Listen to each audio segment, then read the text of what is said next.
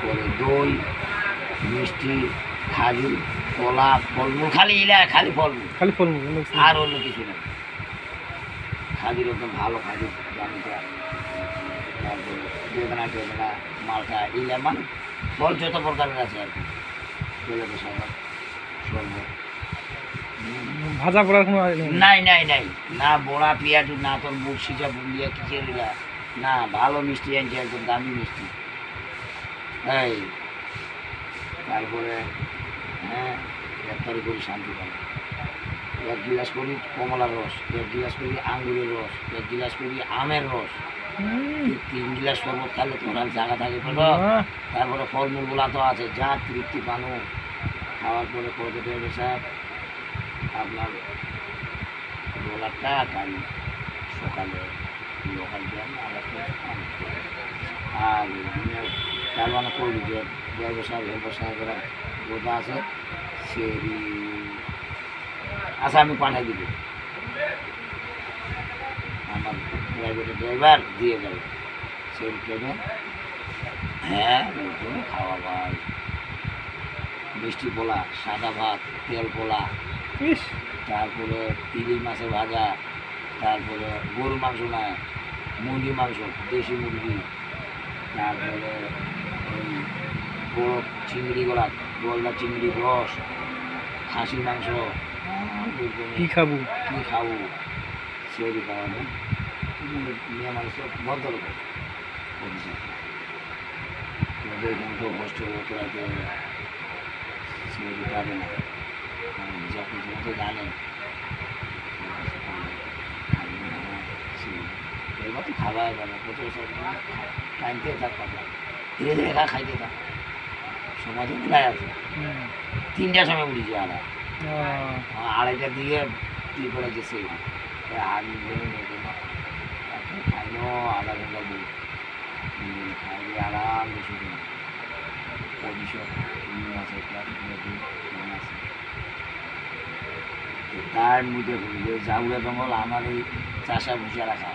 মুরগি ফুল দিয়া বলে বড়া পেঁয়াজ তেলা নাই, সব ফল মূলার রস।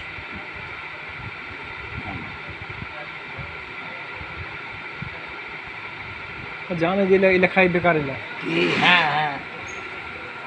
ও মেয়েটা যে রোজা আছে জালওয়ানটা দুটো বাচ্চার মা পূজা জানা মুখে টোকা দিলে চেহারা ভালো থাকে, নিজে খাওয়া খায় জ্যাক করে খায় ওরা মনে করি 1 গিলাস আঙ্গুরের রস খাওয়া মানে কি যে সারাদিন তো রোজার ক্লান্তটা ওই 1 গিলাস রসেই কাম করি। তারপরে কমলার রস, তারপরে আমের সব মানে ডাইরেক্ট ফল থেকে রস, ডাইরেক্ট ফল থাকে, কিনা না হয় না কিনে না হয়, ফল থাকি বানিয়েছি সব ফল থাকি। দোকানদার আছে, লোক আছে, বাস একদম মেয়ের কাছে ছাঁকি একদম সুন্দর করে রাখি দিতে দরমালে একটা লাগে আগে বাস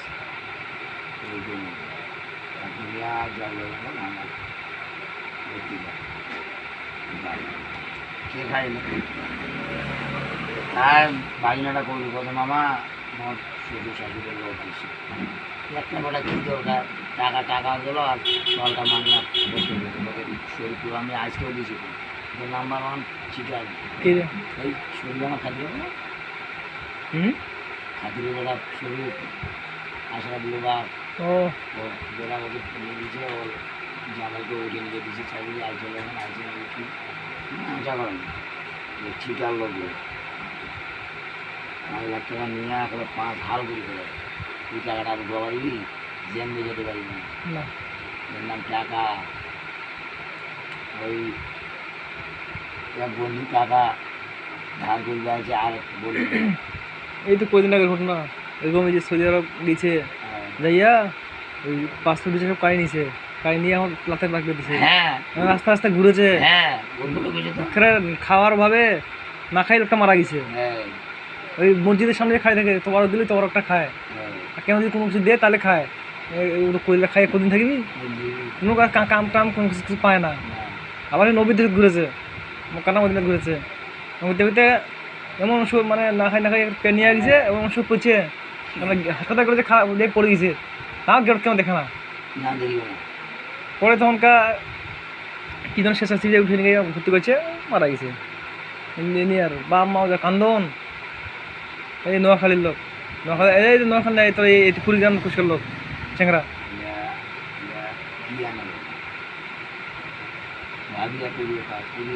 পরে তোমাকে ওই যে কি রেড করছে না কি কি সিনিয়াগুলো আছে না